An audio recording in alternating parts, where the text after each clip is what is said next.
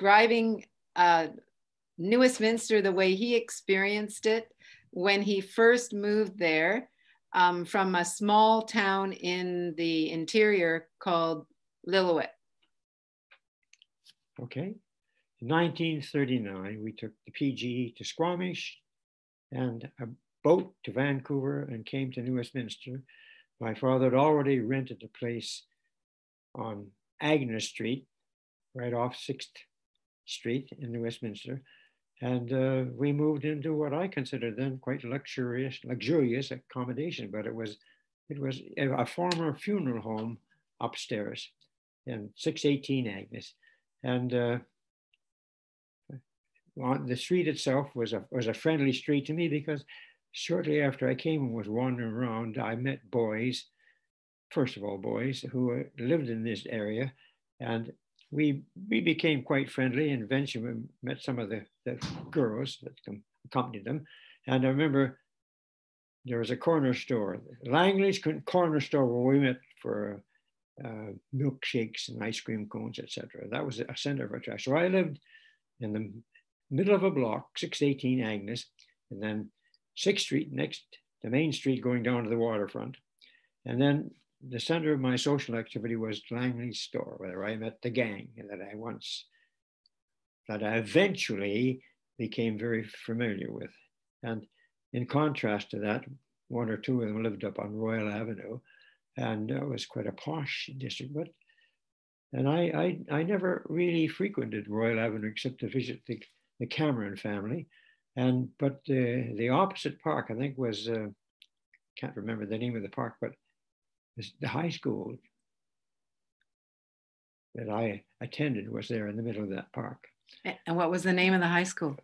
Oh, Duke of Connaught? Yeah, Duke of Connaught. Yeah, one of the British noblemen. Duke of Connaught High School. And I think I can't remember the name of the park, but it was a beautiful setting. And to me, it was very, very posh. And I was quite pleased just to be in that physical surrounding. But the big surprise and pleasure for my younger brother, Douglas, 6 years younger than I, was to go down from 6th Street, turn the corner at Agnes and go down 6th Street to Columbia Street and watch in the evening the neon lights. We'd never seen such a display. And to us, it was an activity that we never got tired of looking at. But looking at the stores across, we soon noticed there was a first-class cinema called Columbia, and then down past 6th Street, there was another one that we used to go to called the Edison Theater. And that was I remember we would go to the Edison Theater, and on the way we would buy a 10-cent bunch of grapes from one of the stores east of the cinema. And then we would pay, I think it was about 15 cents to go in and watch black and white films. To us, that was a great, great thrill. To probably the old timers in New Westminster, it was a place probably to avoid. So when you arrived in New Westminster, you were placed in grade 9, but you were actually younger than all the other children because your teachers had skipped you several years ahead in Lillooet. And the war actually, you arrived in New Westminster about 2 months before World War II was officially declared. So can you tell us a bit about what it was like to be a new student in that school, and also the fact that the war started 2 months after you arrived there? Well, we came to New Westminster in September 1939.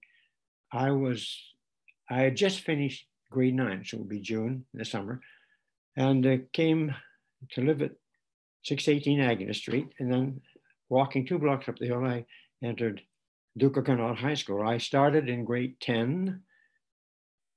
That's where I met Kazumi. Grade 10, we were together in grade 11, and then halfway through grade 12, Kazumi disappeared.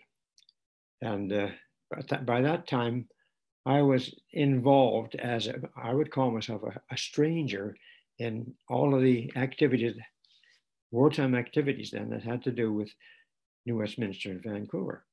And I remember being asked to join a bugle band because we were starting to wear uniforms. Some of the older boys would belong to volunteer groups. I can't remember their names, but I did. I joined a group with an army khaki uniform, and I played trumpet. And that was the nicest activity I experienced. But of course, I loved school, and I loved all the classes.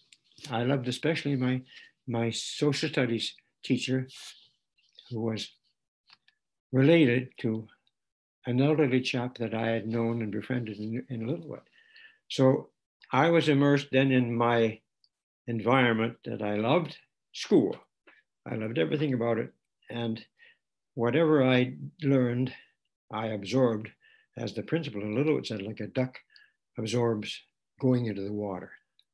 I was very happy to meet Kazumi, because in the grade 10 class, we were both seated in the last row. And I don't know how many Kazumi knew. I knew nobody. I can't remember the name of the female teacher, but I knew none of the boys and girls that were around us. And so here we were, two strangers in academic paradise, but two strangers who just had to start conversing with each other, and we bonded immediately. And I'm just going to assume that Kazumi was the only non-white student in your classroom. Yes, he was. The rest were Anglo-Saxon. I was a member of the lumpen proletariat, but Kazumi's father, I think he worked in one of the sawmills, but he owned property. He had a strawberry farm across the Patola Bridge on the south side of the river.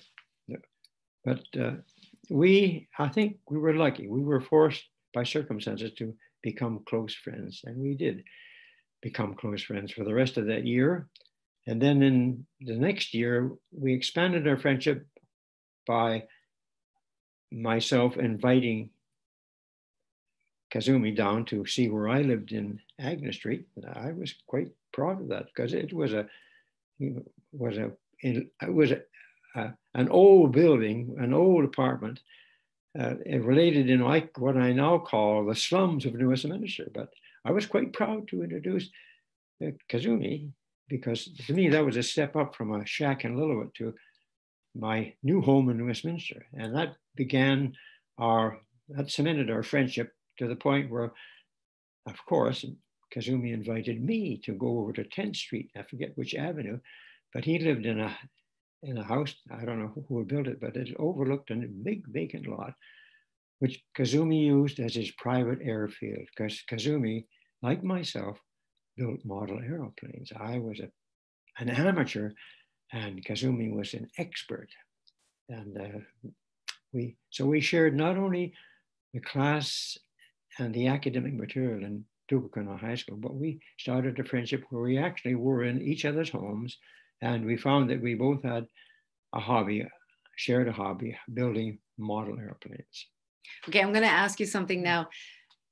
What I understand is that you and Kazumi were the top students in your class, but the other students, the majority of them, you said they came from posh families. So they came from wealthy families that lived around Queen's Park. How did they interact with you and Kazumi? Well, most of them ignored us, but the principal's daughter, Sheila Caller, was one of the members. And I don't know why, but she was very, very motherly to Kazumi and me, and came down and talked to us, which was a pleasant surprise, people coming. And so we had one contact in the class that was very friendly. And another boy, I can't remember his name, another bright student, sat up in the front row of the classroom. So we were forced by circumstance to become close friends, and it was wonderful. I went to school every day knowing that I would have Kazumi to talk to her. So tell us what happened in December of 1942 when Pearl Harbor was attacked in Hawaii. Well, the school started their new year. I was with members of my former class, now in grade 12, but there was no Kazumi. And I guess I wasn't quite aware of the circumstances of December 7th, 1941, but eventually I learned that Kazumi and others had been cloistered in Hastings Park in Vancouver, and then were shipped to various places in British Columbia. I lost track of Kazumi for all those years of the wartime.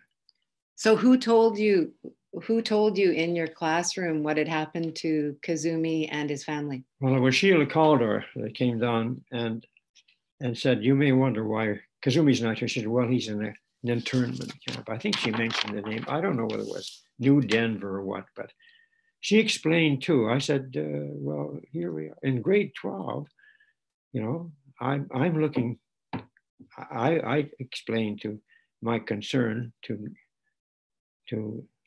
this friendly woman that I was hoping to go to UBC in the fall because I have a diploma, my junior matriculation. Well, actually, I stayed one more year in Duke of Connaught and took senior matric.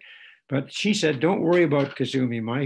My father, Mr. Calder, is going to send by post Kazumi his, you might say, premature graduation certificate. So she gave him, her father, the principal, gave Kazumi his grade 12 certificate. So when he was moved away later to Eastern Canada, he could continue his education. And eventually he did become, an orthodontist, a doctor of dentistry. Okay, so let's not jump too far ahead yet. Okay. So you did graduate from Duke of Connaught, and you said that you wanted to go to UBC. The war had not ended. So tell us what it was like for you to go to UBC during the war.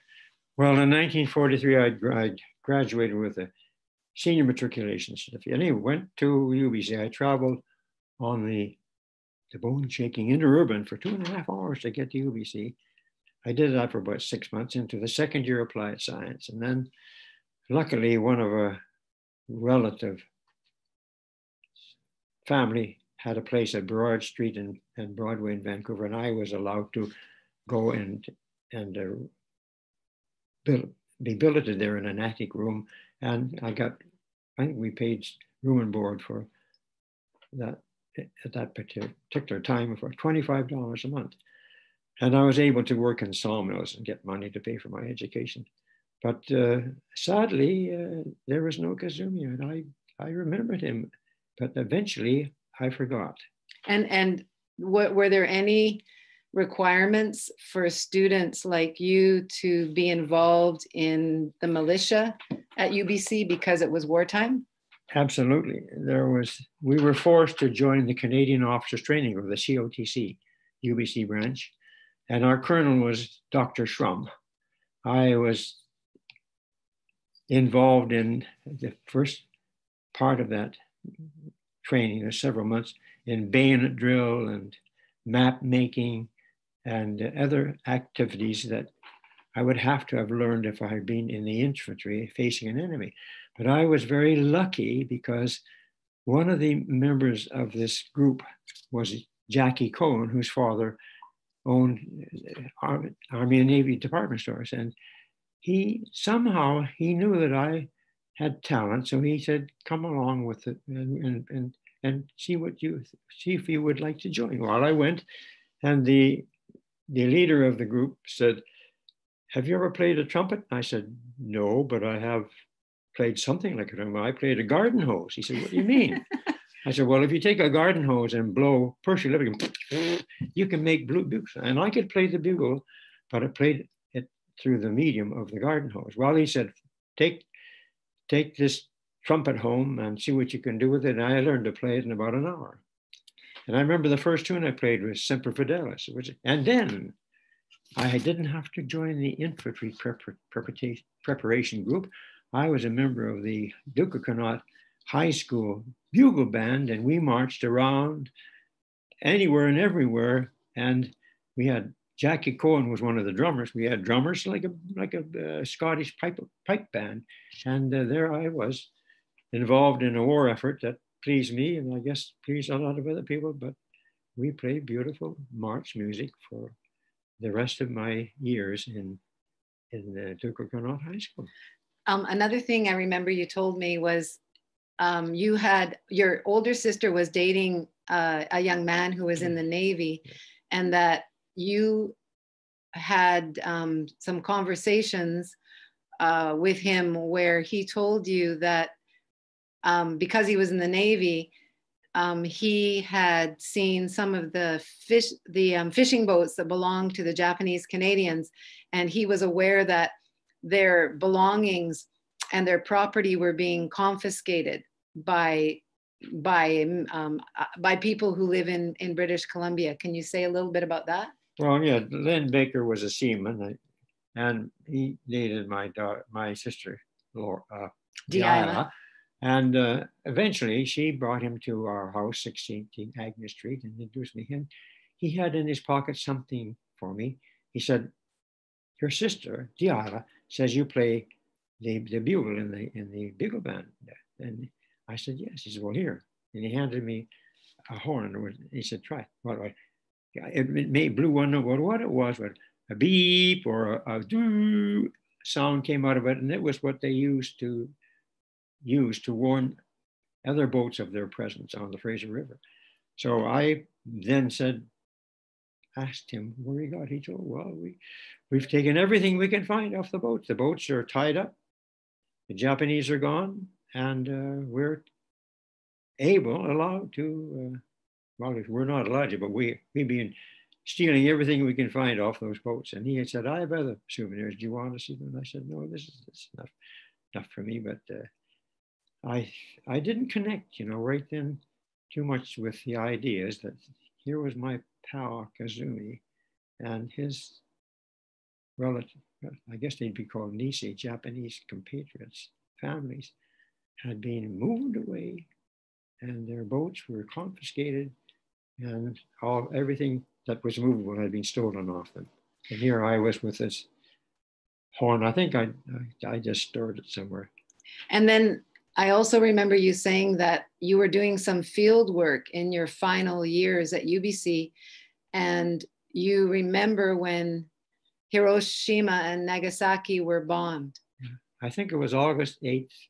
We were up on a mountain ridge, 1945, and my party chief said, "News is that the war is over.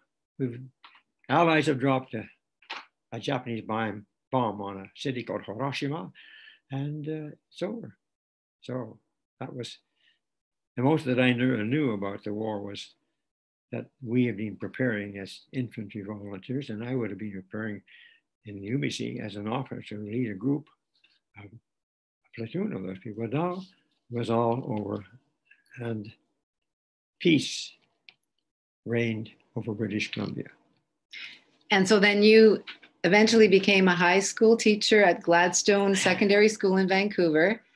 Can you tell us, when did Kazumi Shintani come back into your life?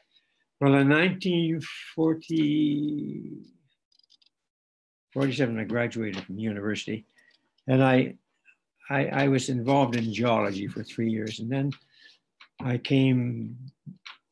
got my life all sorted out and came to Vancouver, went to the provincial normal school and became a teacher of mathematics. And that was 1951. So I taught from 1951 to, well, in 1954, I met my wife-to-be, in 1955 married, and produced a family of 4. And eventually in 1950, no, I was 60 years of age. So 1985, I retired. And we then spent a year sorting out our lives and deciding to sell our house and move to a certain spot. And my wife suggested several locations, and I settled on one near the Japanese museum, Nikkei Museum in East Burnaby. And that's where we moved also because my daughter had gone to the high school right opposite our condo tower. So in 2000, I think it was 2003, you sold your house in South Burnaby and you moved into a condo that was opposite the Nikkei Center. Yeah. And is that when you decided to inquire about Kazumi Shintani at the Nikkei Center? Yes. Suddenly came to me that I had known a fellow. So I went to the Nikkei Museum and asked at the desk if they could tell me anything about this particular person. I said, Kazumi Shintani. They said, oh, you mean Dr. John Shintani? She said, yes, he comes back several times to the museum and visit. He said, and then they told me where he lived. He lived on 41st Avenue.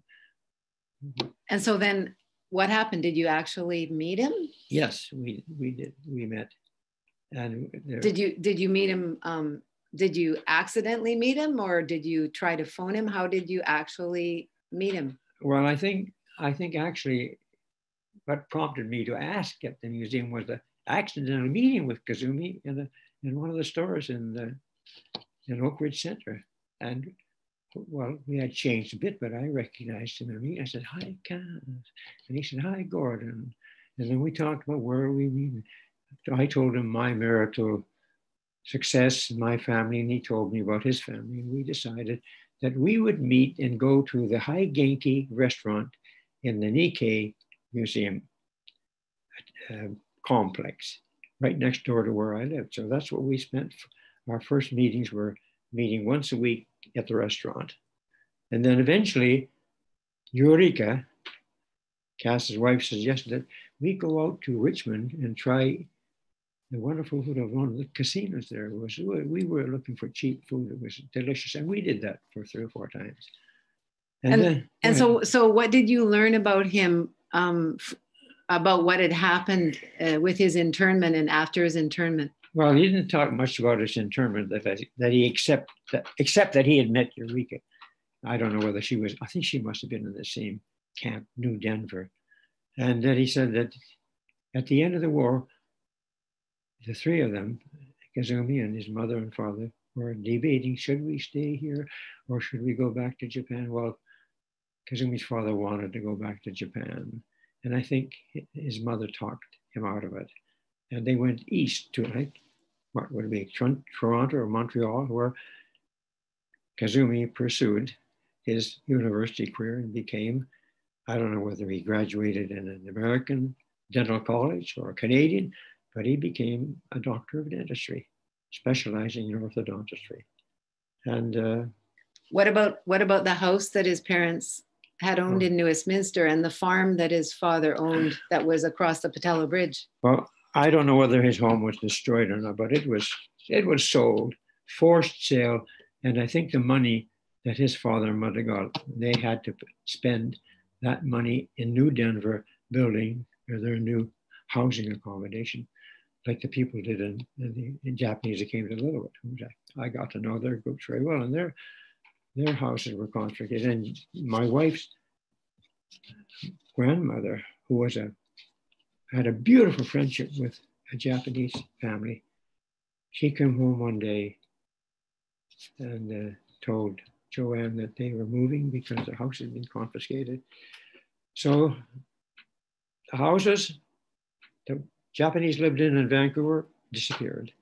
And Kazumi's father, who worked, I think he worked in the summer, but he owned a property on the south side, across the Patello Bridge. He owned a little, I don't know whether it was 2 or 3 or 4 acres. He paid $1,000 for it, Kaz told me, and he was raising strawberries. So he was an entrepreneur in the sense that he had saved enough money to try to start his own business. But that was confiscated too. I don't know how much money they got for it. They probably got a few $100s for it. Okay, so we should probably open it up for questions and discussion soon. But one other thing you told me was you and Kazumi decided to go back to an informal reunion of some of the people you'd gone to high school with from Westminster. And the issue came up around, you were at a restaurant in Westminster, and the issue came up at the table of the Japanese internment and the confiscation of property. So can you tell us a bit about how that conversation went? Well, one of the members of the high school class that Kessel and I belonged to, Don Lloyd, he'd gone to university and become a chemical engineer. And he met me. We arranged a meeting, and he said, come on back to this restaurant where you will meet all the former students you went to school with. So we went there. I went first, and I liked it. And then I taught Cass into coming well. It was tragic in the way that the students that came from the rich family of this high school we had attended were bragging about what had happened during the war. And I said something to one of the boys. I said, well, it was a sad thing for Kazumi because his father had this strawberry farm and he lost it, and it cost him $1,000. And this boy said, oh, that's nothing, that's peanuts. Well, I didn't think so. And I think I decided at that moment that we should maybe get up and walk, but we didn't. But we never went back. I never went back because I realized that the old prejudices against the Japanese were still alive in their descendants, the children. Okay, let's now open it up for discussion. I think Michelle said that if there's any questions on the chat, she's going to relay them